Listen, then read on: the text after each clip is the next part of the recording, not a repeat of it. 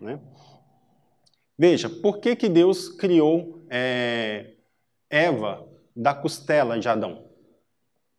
Ele cria da costela de Adão exatamente para deixar claro que homem não é melhor do que mulher, e nem mulher é melhor do que homem. Se o homem fosse melhor do que a mulher, ele teria pego um osso da cabeça, né? Se a mulher fosse melhor do que o homem, ele tinha pego um osso da cabeça. Se a mulher fosse inferior ao homem, ele teria pego um osso do pé.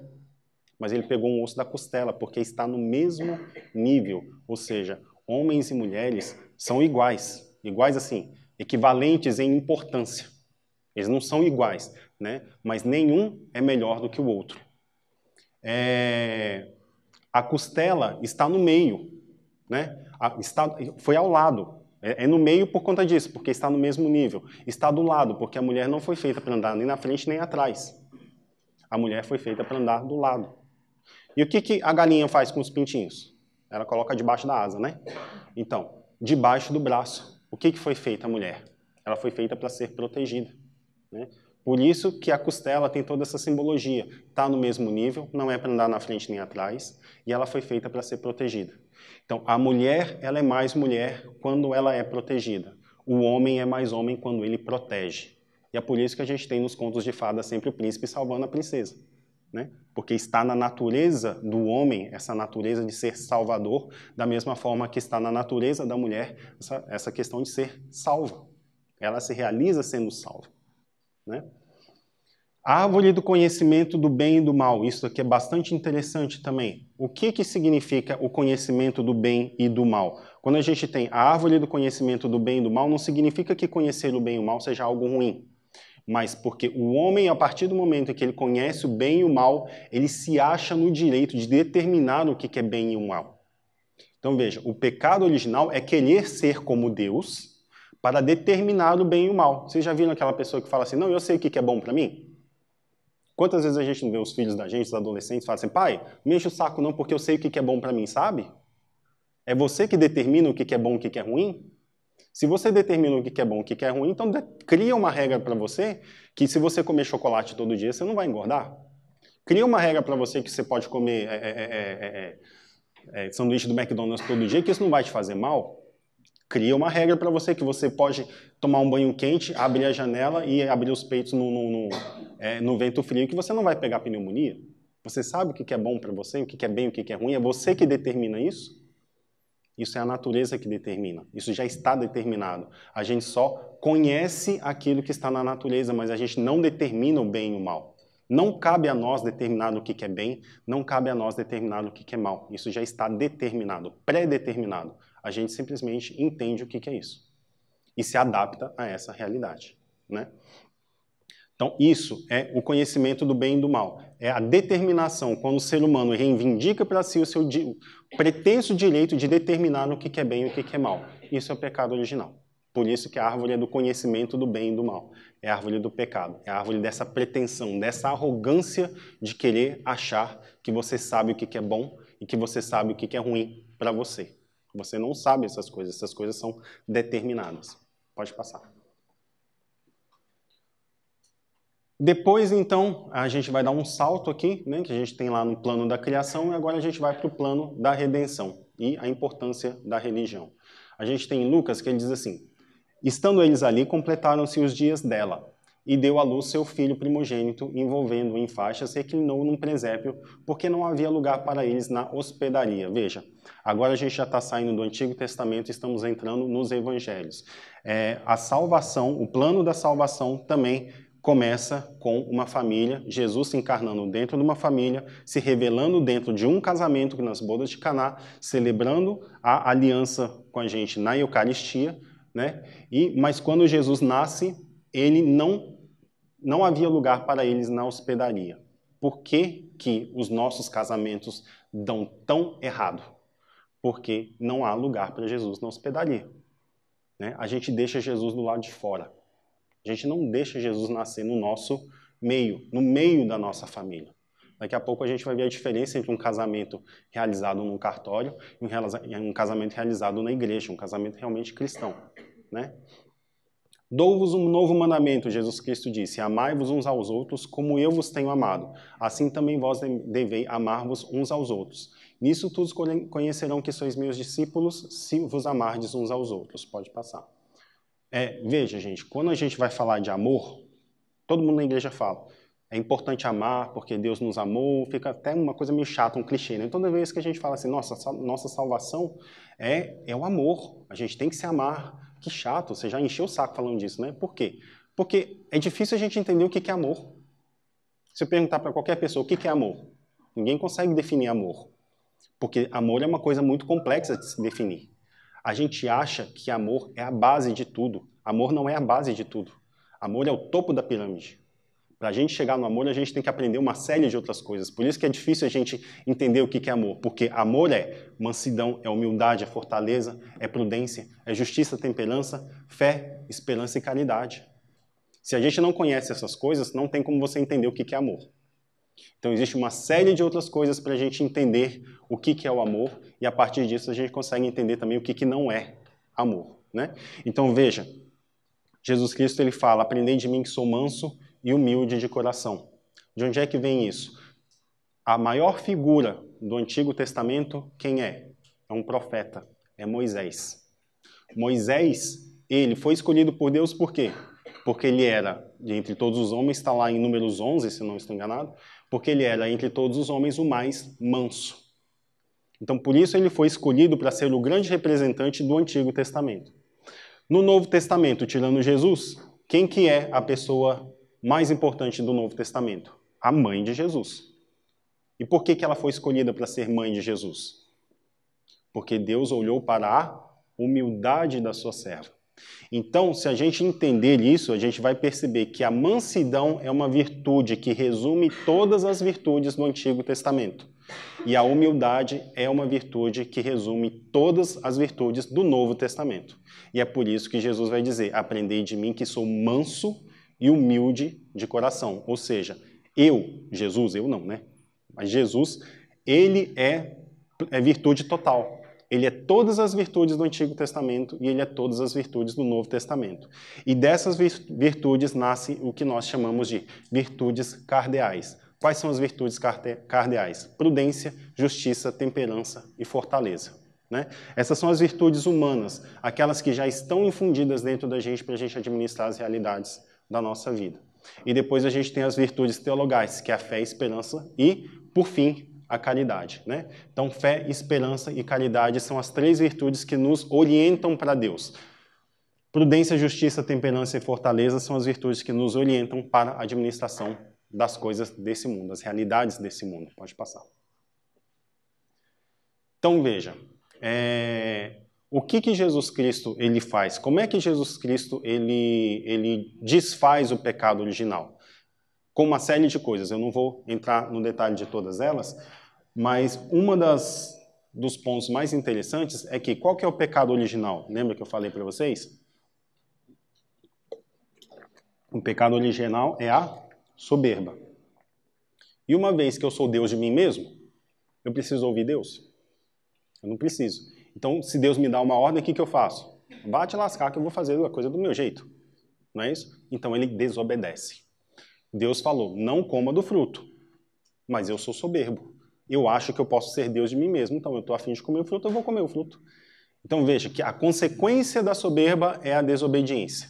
Então o pecado original ele tem essas duas características. Internamente, né, Adão e Eva se tornaram soberbos, deuses de si mesmo. Externamente, eles materializaram a soberba. Como é que a soberba se materializa no mundo, né, no mundo exterior? Por meio de uma desobediência. Jesus Cristo diz, aprendei de mim que sou manso e humilde de coração. Então Jesus já está desfazendo a soberba. Assim como Adão representa, está aqui, né? Sendo ele de condição, não, é outra coisa, é outra passagem. Assim como Adão representa o ser humano no pecado, Jesus Cristo representa o ser humano na salvação. Né? Então você tem a soberba, Jesus Cristo se contrapondo com a humildade. Aprendei de mim que sou manso e humilde. Depois você tem a desobediência, Jesus Cristo era obediente. Olha o que diz Filipenses 2. Sendo ele de condição divina, não se prevaleceu de sua igualdade com Deus, mas aniquilou-se a si mesmo, assumindo a condição de escravo e assemelhando-se aos homens. E sendo exteriormente reconhecido como homem, humilhou-se ainda mais, tornando-se obediente até a morte e morte de cruz. Então, qual que é a principal virtude de Jesus? A obediência. Ele era humilde e obediente, para derrotar a soberba e a desobediência. Pode passar. Estou indo bem rápido, né, gente? Mas vamos lá. É porque tem muita informação para passar. Até aqui, alguém tem alguma dúvida? Quer fazer alguma pergunta? Tá tudo claro? Tudo tranquilo? Nós passamos... Passa só um para frente depois, né? Ó, nós passamos pelos primeiros tempos. O que são os primeiros tempos? O plano da criação, toda a história de Moisés, né? As famílias no Antigo Testamento. Então a gente tem os primeiros tempos, que é a era de Deus Pai, é o Antigo Testamento inteiro. Depois a gente passou, sim, né? Demos um sobrevoo ali nos Evangelhos, que é o que nós chamamos de plenitude dos tempos, ou seja, a era de Deus Filho, a era em que o Filho, Jesus Cristo, estava no meio de nós, fisicamente, visível, tangivelmente, né? E então, depois nós temos nos últimos tempos, que é a era do Espírito Santo. Então veja que os próprios tempos da igreja são divididos também em Pai, Filho e Espírito Santo. Então toda aquela pedagogia que a gente tem da Trindade, que é Deus Pai, Filho e Espírito Santo, nós temos também nos tempos. Os tempos também são divididos em a era do Pai, a era do Filho e a era do Espírito Santo. Quando é que começa os últimos tempos? Aí o pessoal fala assim, nossa, nós já estamos vivendo os últimos tempos, né? Desde os Atos dos Apóstolos a gente já está vivendo os últimos tempos mesmo, né? Não é porque o mundo vai acabar, vai vir um meteoro, explodir tudo, que a gente está vivendo os últimos tempos, não. Os últimos tempos é uma definição, é os tempos desde os Atos dos Apóstolos, né? Jesus morre, ressuscita e ascende, ele vai para o céu. Depois que ele vai para o céu, começa a era do Espírito Santo. Ele envia o Espírito Santo em Pentecostes, começou os Atos dos Apóstolos. Aqui, a partir dali, nós vivemos os últimos tempos. Por isso que a gente diz que a igreja é governada pelo Espírito Santo, né? Porque Jesus não está mais aqui visivelmente, tangivelmente, a não ser na Eucaristia, né? Mas quem governa a igreja é o Espírito Santo. Agora volta.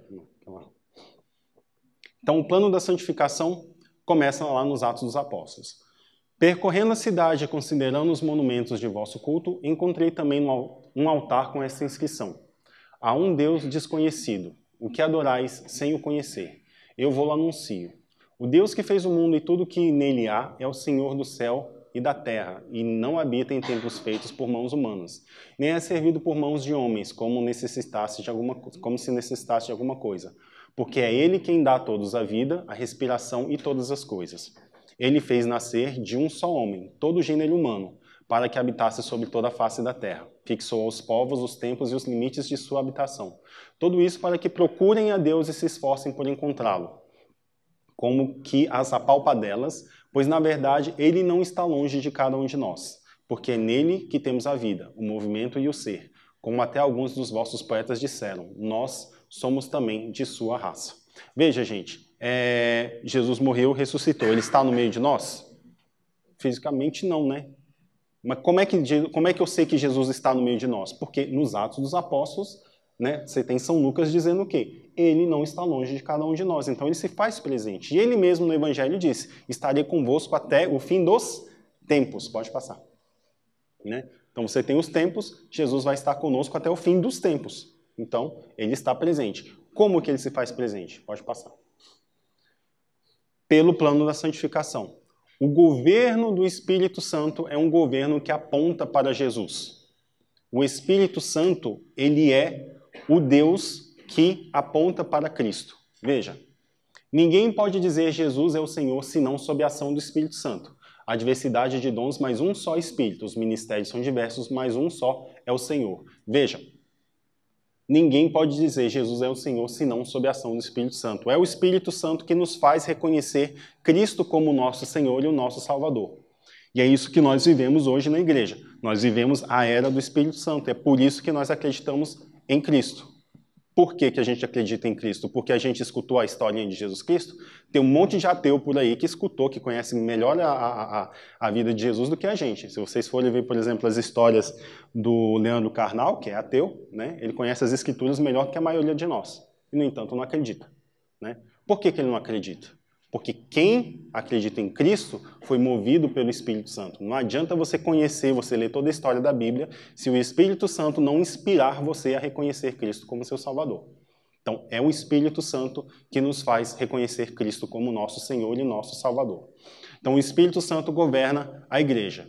Cuidai de vós mesmos e de todo o rebanho sobre o qual o Espírito Santo vos constituiu bispos para pastorear a igreja de Deus, que ele adquiriu com seu próprio sangue. Então veja, Atos dos Apóstolos 20. É o Espírito Santo que governa a igreja. Como é que a gente tem contato com Cristo hoje? Por meio da igreja. A igreja é o contato que nós temos com Cristo. Então veja, se você quer conhecer Cristo, se você quer ter contato com Cristo, não tem outro meio, é pela igreja. Só ela dá a gente a possibilidade de encostar em Cristo, de tocar Jesus Cristo. Principalmente onde? Por meio dos sacramentos. Então, Cristo vive hoje nos seus sacramentos. Tem muita gente que até, normalmente, eles falam muito isso. Ah, mas qual que é a diferença entre a igreja católica e a igreja protestante? É Maria. Não, não é Maria.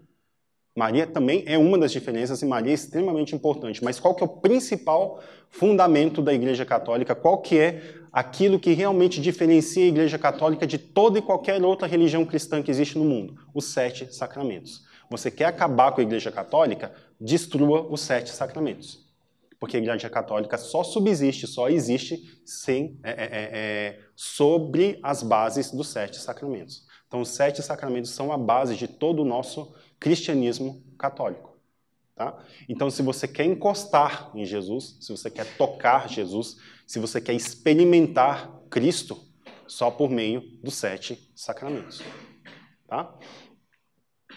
Nos sacramentos, tudo aquilo que era visível em nosso Senhor passou para seus mistérios. Né? Então, nós temos aí essa verdade, né, ensinada aí pelo catecismo, de que tudo aquilo que era visível em Cristo hoje é invisível, mas visível por meio dos sacramentos. Pode passar.